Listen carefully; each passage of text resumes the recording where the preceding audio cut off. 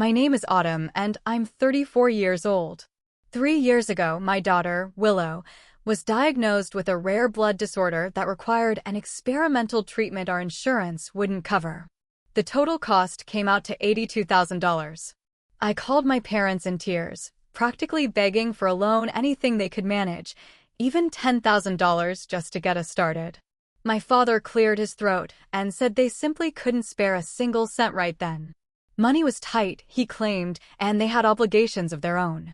My mother chimed in, saying families shouldn't put each other in awkward situations like this. Man, I'll never forget sitting on my kitchen floor after that call, my phone still warm in my hand, staring at Willow's little drawings taped across the refrigerator. 6 weeks later, my brother Griffin announced he was buying a house. And not just any house, a real place with 4 bedrooms, a finished basement, and a backyard big enough for a swing set he didn't even need yet because he didn't have kids.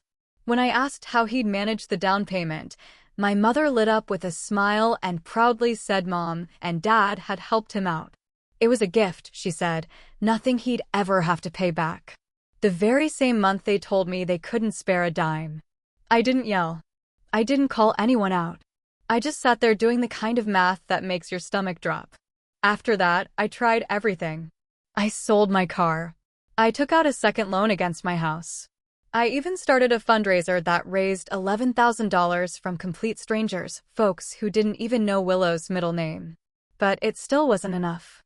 The treatment window closed before I could gather everything she needed. Willow passed away 4 months after that heartbreaking phone call with my parents. Just 4 months after my brother signed the paperwork on his brand new house with that shiny swing set sitting in the yard.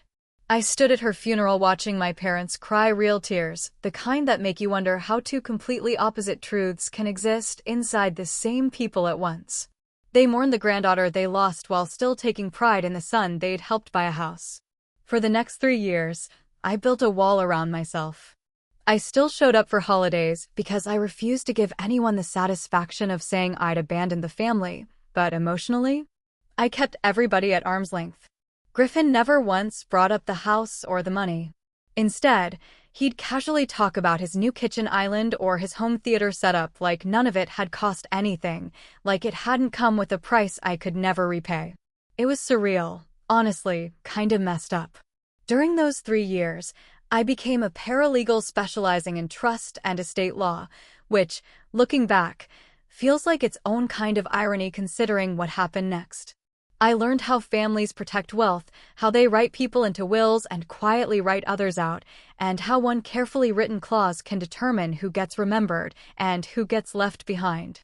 Then, just last week, I got a call from my mother at 11 p.m. Her voice was shaking in a way I hadn't heard since Willow's diagnosis. Griffin had suddenly collapsed at work. Some kind of unexpected organ failure, the doctor said, though they were still trying to figure out exactly why. He'd been rushed to the hospital. He needed a transplant, and fast, but the donor registry hadn't found a match. The doctors explained that a close biological relative offered the best odds. Then my mother said the words I'll never forget. "You're his sister, Autumn. You're the only one who might be a match." That night, I drove to the hospital, not because I'd forgiven anyone, not even close, but because some part of me still couldn't sit back and do absolutely nothing while another human being was dying, even if that person was my brother. The waiting room looked exactly like the ones I remembered from Willow's final months. Everything was that same sterile blue-gray color, with uncomfortable chairs lined against the walls, and the familiar smell of hand sanitizer mixed with fear hanging in the air. My mother was already there. My father sat beside her, somehow looking much older and smaller than I remembered. The second I walked in, my mother jumped to her feet so quickly that her purse slipped right off her lap. She hurried across the room, grabbed both of my hands, and held them tightly between hers like she was praying. Tears were already streaming down her face. "Please," she whispered. "You're the only one who can save him. You have to help." I looked down at her hands wrapped around mine, the very same hands that once told me they couldn't spare a single cent. Then I thought about Willow's tiny fingers, how they'd slowly gone cold in a hospital bed not much different from the one Griffin was probably lying in right then. I thought about that swing set nobody ever used. I thought about those 4 months, how unbelievably close we came, and how just a fraction of what they'd handed Griffin for his house could have bought my daughter more time. Maybe enough time. Maybe everything.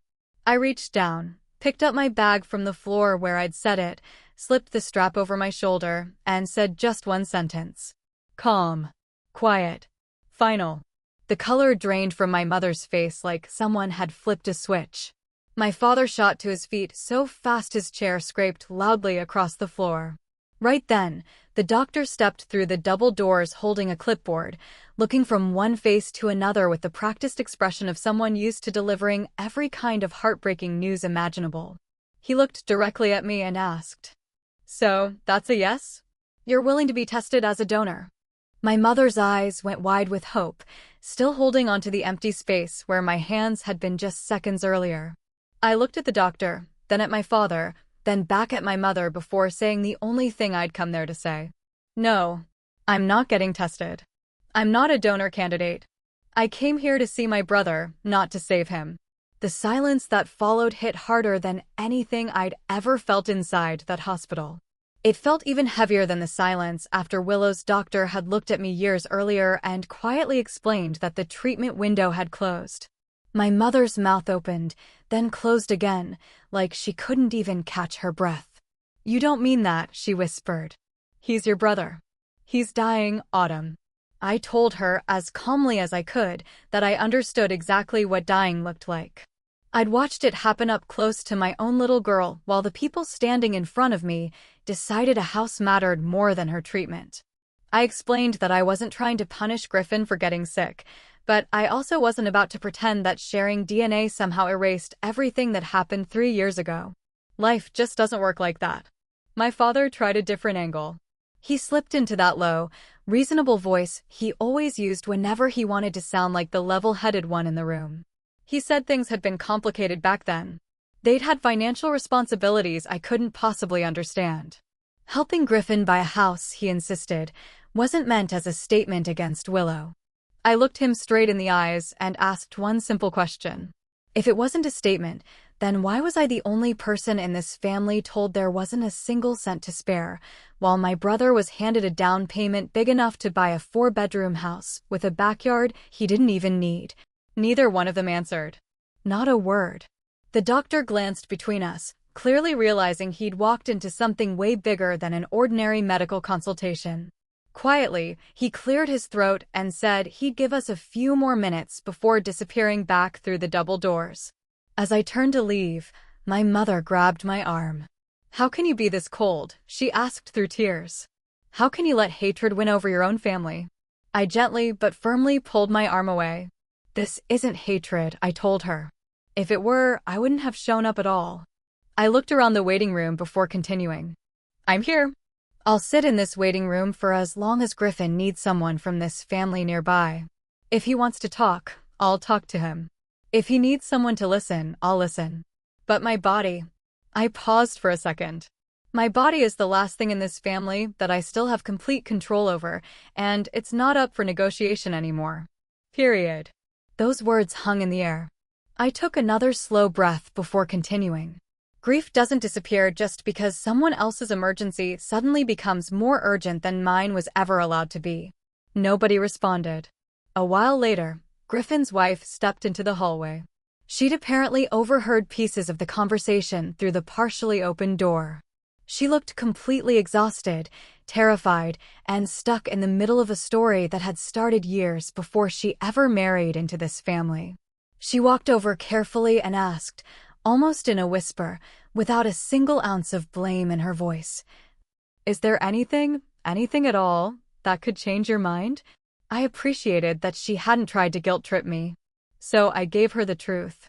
"This isn't really about blood type or medical odds," I said softly. "It's about a family that showed me exactly how replaceable I was during the year my daughter needed them most." I looked toward Griffin's hospital room before continuing. "I truly hope he finds a donor. Seriously, I do. Nobody deserves to experience what losing someone feels like." I let those words settle for a moment. But hope and obligation aren't the same thing. Not even close. And I'm done confusing one for the other. Griffin eventually found a matching donor through the National Donor Registry, not through me. Ironically, it turned out to be a distant cousin from my father's side of the family, someone who barely knew any of the family drama and just happened to be the right match. The surgery was successful. He made it. A few weeks later, I visited him once while he was recovering. I sat beside his hospital bed for about 20 minutes. We didn't say much at first. The silence wasn't uncomfortable. It was just honest, the kind that comes after years of things left unsaid. Finally, I looked at him and said, "I'm glad you're alive." He nodded slowly, his eyes fixed on the blanket covering his legs. Then, almost quietly enough to miss, he apologized. He said he was sorry for never bringing up the house. Sorry for pretending the money didn't matter. Sorry for staying silent while our parents built a story about financial hardship that simply wasn't true. He admitted he'd known how unfair it had been, but convincing himself it wasn't his place to get involved had been easier than confronting what happened. Looking back, he realized that staying quiet hadn't made him innocent, it had made him part of it. It wasn't a perfect apology. It couldn't undo what had happened. Nothing ever could. But it was real.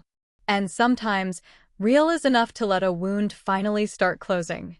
For the first time in 3 years, I felt like at least one person in my family truly understood what silence had cost. These days, my parents and I barely speak. Holidays come and go without me sitting around their dinner table, and honestly, I've made peace with that in a way I never thought I could. Life moves on, and sometimes moving on means accepting that not every relationship gets repaired.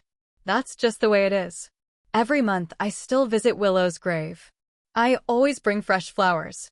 Lately, I've been choosing little yellow blooms that remind me of the houses she used to draw, tiny homes with bright blue windows, the kind of place she'd imagine for us while sitting at the kitchen table with crayons scattered everywhere. The kind of home she never got the chance to grow up in. Standing there, I think about everything this journey has taught me. I've learned that family isn't defined only by shared blood. It's defined by the people who show up when helping actually costs them something. The people who stand beside you when it's inconvenient. The people who choose compassion over comfort. That's what family really means. My parents showed me exactly who they were the month they claimed they couldn't spare a single cent. For years, I kept waiting for them to become different people. To wake up one day and finally understand. To say the words I'd spent so long hoping to hear. Eventually, I realized something that changed everything. When people clearly show you who they are, believe them. Waiting for them to become someone else only keeps you trapped in yesterday. Letting go isn't always about anger. Sometimes it's about finally choosing peace over false hope. And that's exactly what I did.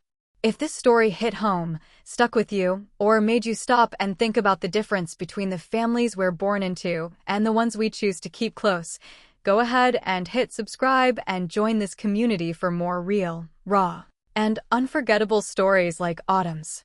There are so many more voices waiting to be heard, and your support helps make sure every single one of those stories gets the chance to be told.